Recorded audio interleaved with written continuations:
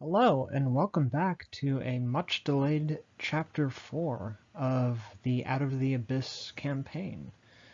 I'm once again the Dungeon Master, apologizing for such a long delay, as life choices and life events have also caused the significant diminishment in both my willingness to do one of these episodes and also energy levels because of all the changes going on. But as the campaign itself is at its final episode as of this recording, I wanted to continue our little sessions here, just to give you lovely viewers a recap of what this adventure has been thus far. And that leads us to Chapter 4, The Benefactor's Dilemma.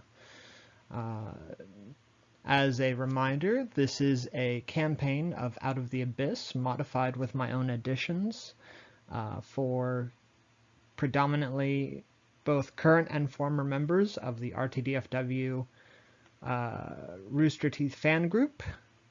It is a party of 6 with the lovely players of Chase, Alex, Abby, Danny, Cameron, and Ashe, playing 6 lovable characters. Mallos the Sorcerer, played by Danny. Criella the Bard, played by Abby. Ellie the Rogue, played by Cameron. Azrael the Dark Knight, played by Ashe. Brack the Druid, played by Alex. And Laughter / Roscoe, which we're going to get into in this episode, played by Chase. Where we last left off, the party had just encountered the Demon Lord Gratz, a being who they had been traveling with for quite some time, having been polymorphed and sealed behind a very powerful arcane lock. Circumstances sort of snowballed into themselves and caused the breaking of said seal, and though he was benevolent for a demon lord, the party's offensive actions caused Gratz to slay Roscoe, the bard that was played by Chase, and the party escaped in the gullet of a purple worm to deep into the outskirts of the Neverlight Grove, where they would finally encounter their patron, Her Ladyship Saria Darialis. And that is where we leave, and that is where we continue. So, first and foremost, as the party continued to travel, there wasn't a whole lot of time to grieve Roscoe's passing, as events just didn't let it. They were in the gullet of a purple worm. They were being carried over to the Darialis stronghold / manor, and Roscoe's death left a big reaction to the party in general. When I revealed Gratz upon the party, what I had wanted to do was I kind of wanted to invoke the idea that since they had gotten past level 5, almost every level beyond I consider fair game, due to, first, even if you are a dungeon master and you throw the biggest, strongest creature at the party, it's still going to be you as the dungeon master with that creature versus multiple people taking multiple turns, and also they can do things that you can't always anticipate. And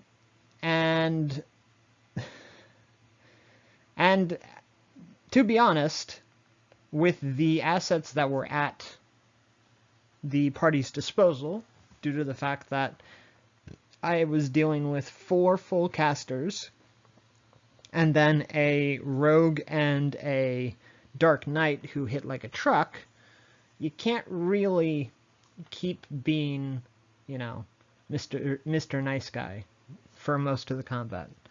So that was sort of a detriment to the party's chances of getting through such an event unscathed. But I also didn't want Chase to be left out of the session for too long or out of the story. So when Roscoe died, and I'm not sure if he intended for Roscoe to die, I think the way he portrayed Roscoe was the epitome of hospitality and also an old adventurer who was back in the game but didn't have to be, so he was pretty satisfied with the way that he had lived his life. And the direction that Chase took for his character was that of a complete 180. He went with another tiefling, putting the number of tieflings at half of the party between his new character and Criella and Mallos. And the way he played his new character, Laughter, was very much more kind of another aspect of Chase when you start to learn Chase's personality and his sort of playfulness and his sassiness. So there was a lot of aspects that at least I personally saw in Laughter that Chase put into his character. Laughter as a genie warlock, specifically an Efreeti warlock, is a fast talker. He's under service to a Efreeti called Lady Casmia. Chase gave me some details, and I added on some others. When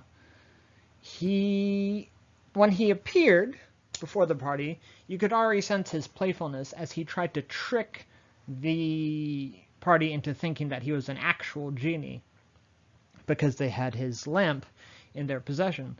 But, you know, he quickly dropped the charade so that he could, you know, break the ice and also become one with the party.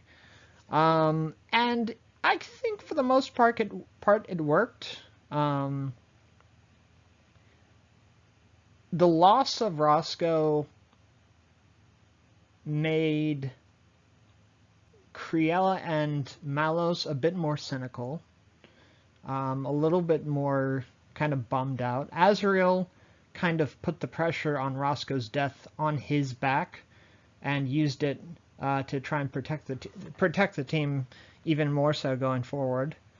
And Laughter brought a brevity that sort of made it so being able to laugh again in circumstances like this, it's the same reason why, like, Plastic Man from the Justice League works, because you need someone in all the doom and gloom to be able to bring a sense of optimism and brevity to any sort of serious situation. That being said, the way that Chase played Laughter is a showman, but he's also a businessman. He is very serious when it comes to anyone who is in the business connections or personal connections of his patron slash adopted mother, Casmia. And his goal for the campaign was to try and build up his own power so that he could begin the process of the abolishment of the slavery system in the city of Brass, which is a tall order in itself, and something that he would need to be high-leveled in order to even attempt to do. And I can't tell you viewers / listeners right now what the end game of that was, because we haven't gotten to the epilogue of the campaign. That is actually our next and final session, IRL. But the way that Chase played his new Warlock was he went with the Efreeti, which is a very fiery kind of blaster type, but he did it differently in the fact that he went very summoner-based. He took many spells that used his precious spell slots for the most lingering effects on the battlefield as possible, such as he took the Pact of the Chain so that he had an imp familiar named Barnabas, who I would talk like this, because Laughter kind of talks like this. And sometimes just to I'd have him slip out of a Christopher Walken voice every now and then. And that didn't last always, because I don't always remember all the voices that I do. And my players never call me out on it, so I never feel bad about it. But he had a pact but he took the familiar pact, so he had a little buddy on the battlefield at all times. And it was very common for Laughter to try and spend his turns to summon using all of the summoning spells that Tasha's expansion book introduced into the game, and made a better version than a lot of the previous summoning spells. For anyone who hasn't read Tasha's Cauldron of Everything, the summoning spells there are extraordinarily powerful, based off their staying factor on the battlefield, the fact that multiple of them get multiple hits, their stats are decent, and a lot of the benefits are also very nice, such as, if you can see on the screen, his Aberration, a cute kind of Cthulhu creature that he called Truly. Creatures like Truly have the ability to stop regeneration, to inflict extra damage, to inflict bleed damage. There are a lot of benefits to playing a kind of summoner-based Warlock. And it was a very interesting thing. It was not something that I'd seen in my time playing D&D, which is, at this point, over 5 years. But as the party continued on to Lady Saria's house, they finally arrived, and it's very strange for me to kind of... First, I have to recollect as to what their actual reaction was.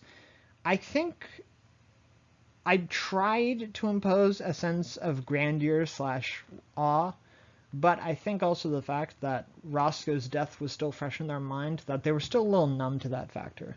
So I tried to make the Darialises as flashy as possible. When they arrived, though, they were greeted by her 3 daughters.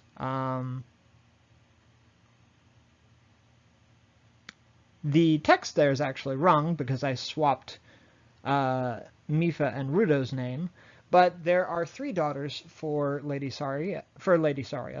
And this was primarily adapted from the hype of Lady Dimitrescu from Resident Evil 8, or Resident Evil Village, as it is known.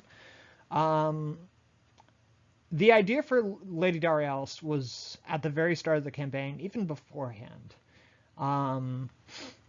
She is a hundreds-of-year-old elder vampire drow, and she's been around for a bit. She's not pre-Spell Plague, but she's a couple decades / century or so after that. So she's been around for a while.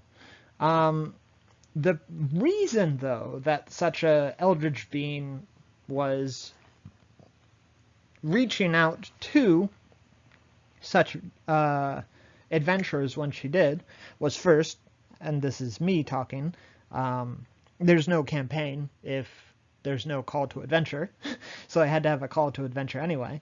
But second, she has a perfectly legitimate reason to be upset at the fact that she's stuck in her tower, which was when the Demon Lords came. One of the Demon Lords was Orcus.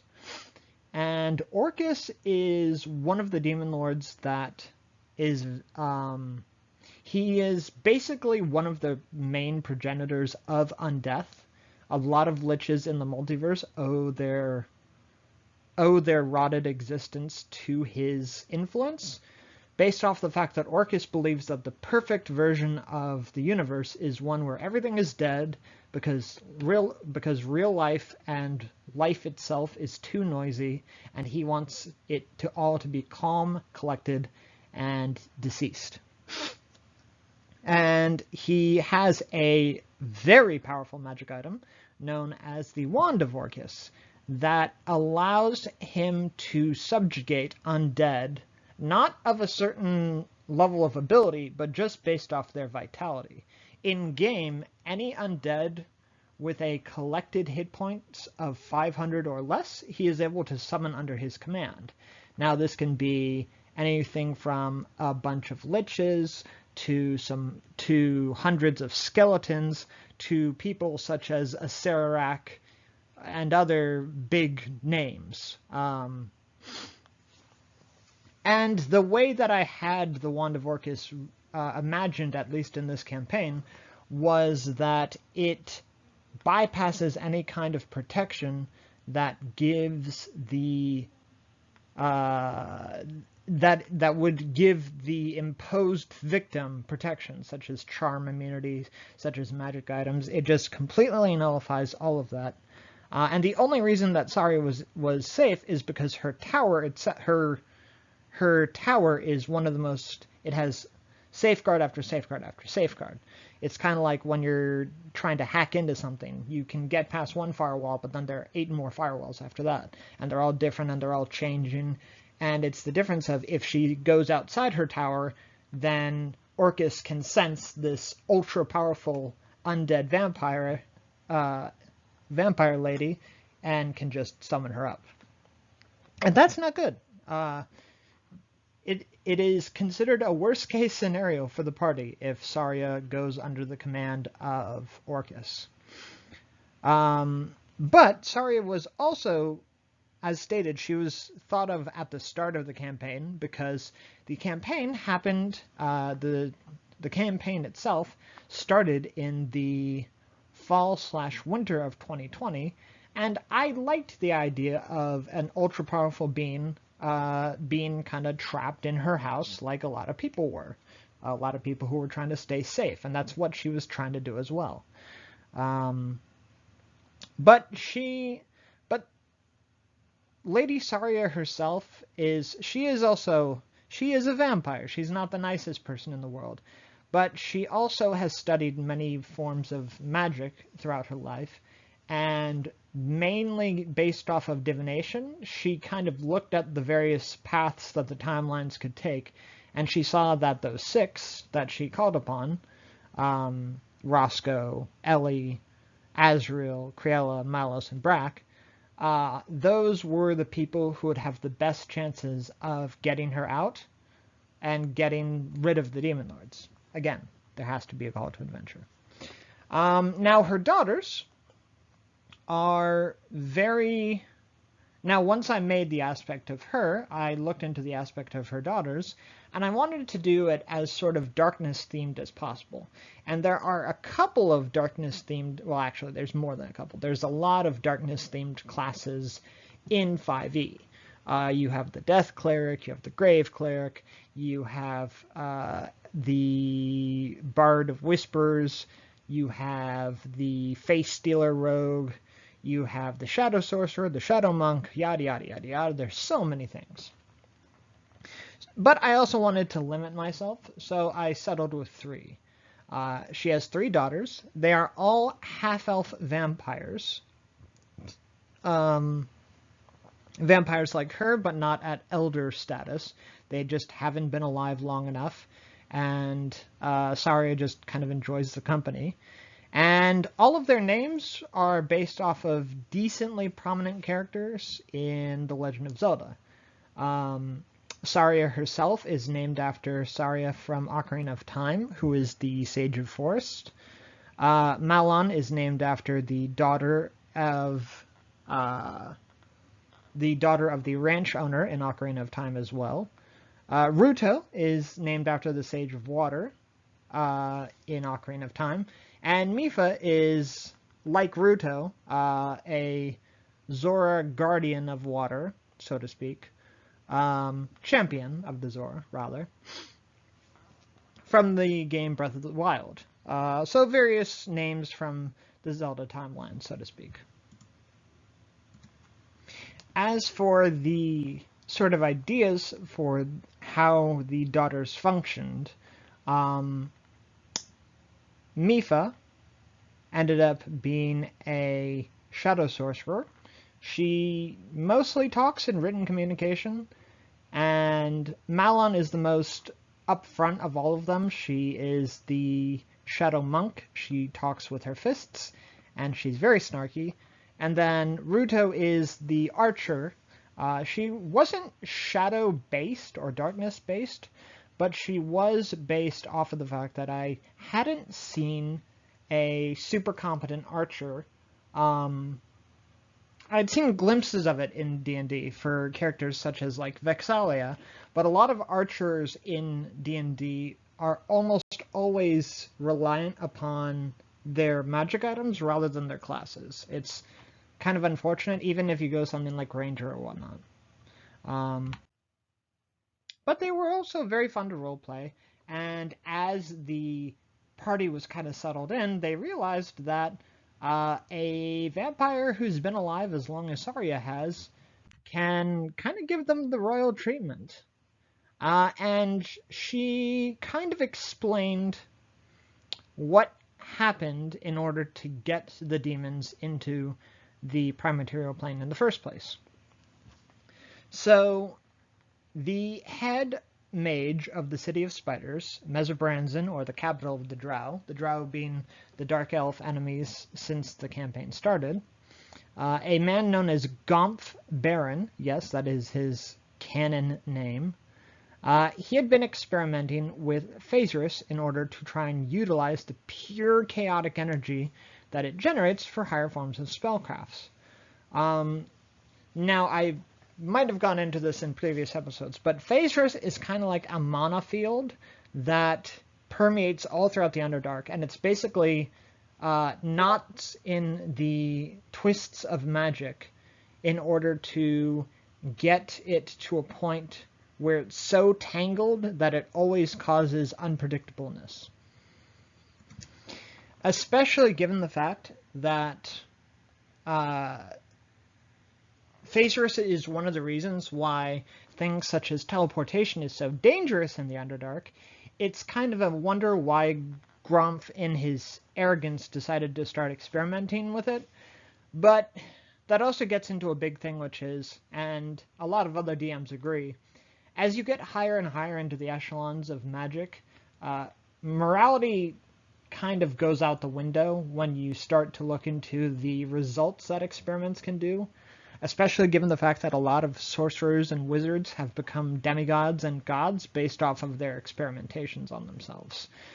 But as he was messing around with such a spell formula, the Drow goddess, Lolth, a spider-like entity who I'm almost positive was in some ways a ripoff of Sheogoth from Lord of the Rings, at least in some aspects, but a spider-like entity who long time ago betrayed the founder of the elf race, and that's how Drow became to be, as those elves went with her either willingly or unwillingly, and it's just a Stockholm Syndrome culture at this point. But she made a modification of his spell. She used his magic to open a portal into the prime material that gave access to the abyss, and it caused all of the demon lords there to be yanked out of their layers of the abyss, so that she could spread her presence, which means spread hundreds upon hundreds upon hundreds of spider eggs into their now vacant layers in the abyss. And these are very prominent demon lords, so they have very prominent layers. But also in the fact that if some paladin or some team defeats and returns them to the layers, they would be in a weakened state than their current might, because there's only really a few ways to legitimately kill fiends, and that way is you have to kill them on the plane where they originated. And demon lords in particular are very dangerous in this aspect, because all of them have these kind of pseudo-phylacteries called amulets, which host a bit of essence of themselves that they hide away. So while you could go into the Abyss and try and kill Demogorgon, even if you somehow managed to defeat his corporeal form, there's still an aspect of him that remains elsewhere. And not every Demon Lord has a servant who has an amulet, and it's a very convoluted thing. Demonic lore is murky at best, given the fact that there are horrors in a plane that is infinite, because the Abyss is infinite, because one day a being of pure chaos and destruction, known as Tharizdun, just decided to dream it into existence. And dreams don't really have much limit. But the party, having heard all of these things, decided that their best bet was to try and get to the surface as quick as possible to inform the world about what was going on in the Underdark, and they would also need to get out of the Underdark first. The first thing that somebody mentioned was they didn't know the way out, and that's when Lady Saria decided to send the team to Blingdenstone, as she knew that the deep gnomes who lived there were not only kind/neutral, as opposed to many other hostile establishments and civilizations in the Underdark, but the gnomes had a secret way back to the surface that the party could utilize.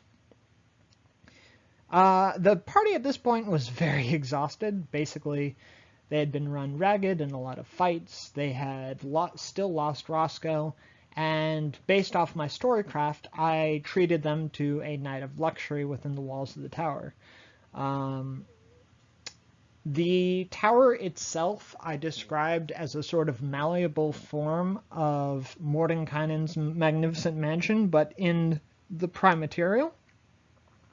So if Saria decides that her house should have something, it has that thing.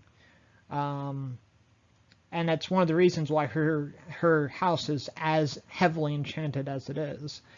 So the party spent the night with delicious food and good drink, bubble baths, hot tubs, jacuzzis, saunas, anything that their mind could sort of comprehend.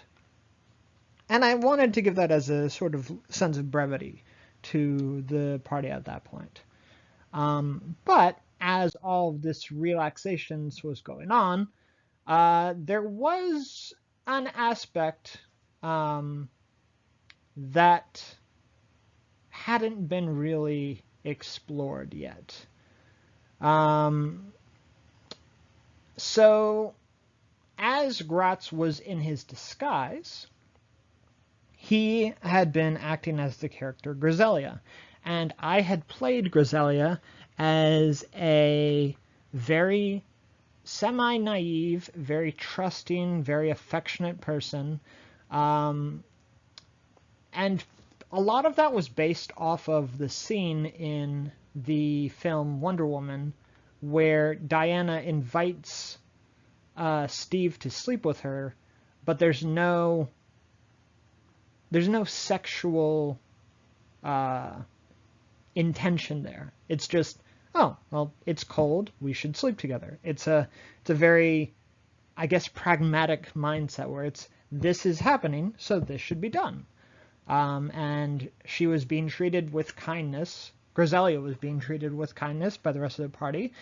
And also, I had made the character's description, because Gratz is a ruler of succubi and incubi, of being a otherworldly level of attractiveness. And Criella had very much connected with that character, not only playing into the common role of the bard as the sort of seducer/befriender, but also given the fact that she saw this person who had undergone trauma like Griselia had, and also just made a connection. And it really rubbed Criella the wrong way when Gratz revealed himself, and his true personality was a 180 of Griselia's. and she was just kind of put off by how much that had hurt. But what she didn't know was, because of this interaction with the Lord of Desire, she had formed a stronger bond out of the universal mindset of, oh, you dated that guy / you knew that guy? Fuck that guy. Let's be friends to spite him. And that is the Witch Queen herself, Tasha, the daughter of Baba Yaga and the Queen of Darkness and trickery and various other aspects. And this was also right around the point where Tasha's book had come out recently, and it was a very fascinating chance for me to roleplay such a prominent character. And I think that my portrayal of Tasha was okay, based off the fact that I'm a lot better playing sassy, jokey kind of characters than I would if I had tried to be someone very serious like Mordenkainen. Tasha is very confident in her craft, and she is also very strong in her beliefs that the Demon Lords can kind of go fuck themselves. And if these people are going to work towards it, then she's going to help them out. And so Tasha and Criella kind of started to form a connection with one another through various dreams, as one of the most fun spells for a Dungeon Master is the spell Dream, as if you use it correctly, you can either use it to torment your players, because denying players long rests is brutal, or you can use it for a means of communication that the party can either always benefit from, because it's an ally reaching out, or it's just an enemy coming to mock. It's a very useful spell. And that's the main aspect that Tasha had used to try and keep up this contact with Criella. And it was also based off of Tasha that the idea for how to start to get rid of the Demon Lords came to fruition. A role that Tasha took over a very grumpy, boring incel of a male called Viseron in the actual Out of the Abyss book. And that was the first connection that Criella had with Tasha, and it was sort of a way to just kind of like, I don't know if it was considered a rebound, but it was sort of a silver lining after such a unfortunate parting of ways with the gentle Griselia and now the very cruel Gratz. Even though the party found themselves in a night of luxury,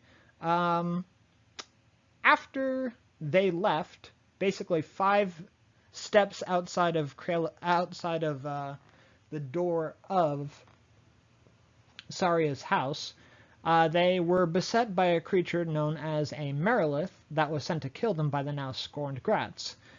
See, Gratz's mindset was, he is evil, he is chaotic evil, but he's also one of the Demon Lords that's typically the most feasible to reason with, as he is the Demon Lord of lust, he's the Demon Lord of greed, he wants the world, he wants this, he wants that. But as he was treated under the party while he was Griselia and his true personality was suppressed but conscious, he didn't initially bear the party ill will, because he saw that they were treating him kindly and they were being very obliging and they were protecting him. So when he had full power, when he got his sensory control back, he began to give them what he saw as offers of power and pleasures, somewhat kind of Hellraiser pleasures and pains, but the entire party rejected him flat out and ran from him. And so he decided that if they weren't going to be like that, then if they were going to be like that, then he would bring his own retribution. Now at this point, a Merilith was a very high CR creature compared to what they had fought previously. It is a demon that has 6 attacks and can just... It can basically be like a cheese grater through a party, just butchering all of the party. And this was especially bad given the fact that there's really only one melee character in the party. Cameron's rogue fights hand-to-hand, but is a glass cannon compared to someone like Azrael, played by Ashe.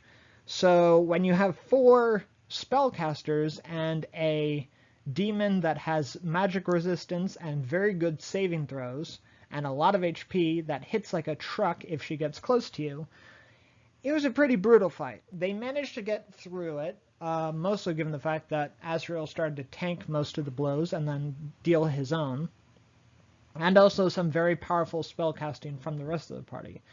But that first encounter was also a sense of, well, you now know the big bad for the campaign, and this is also going to be a reminder that, again, the gloves are kind of off, guys. Thankfully, although I did knock a couple of people unconscious during that fight, I didn't kill any other characters. But it was also a very good fight for Laughter to sort of show his repertoire. For a little while, Chase tried to play Laughter as a person who used the cantrip Magic Stone for a Warlock rather than Eldritch Blast. I was supportive of this, and we tried to make it work, but Chase came to the conclusion that Eldritch Blast is just too good of a cantrip and spell to not specialize as a Warlock, so he swapped to that after some time. And yeah, it was a very difficult fight for most of the party. They made their way from the tower, but they did decide as soon as they left to spend another night because they got beaten within an inch of their life by the Merilith. But as they made their way towards Blingdenstone, there would be quite a few encounters left. And as they approached the exit of the Underdark, little did they know that they were headed towards not only further danger, but more conflict and heartbreak, as the effects of their rejection of Gratz would have dire consequences to their friends and family. But that is a story for next time. So, until Chapter 5, thank you for watching and listening, and don't be afraid of the dark, and I am your Dungeon Master, David. Thank you once again.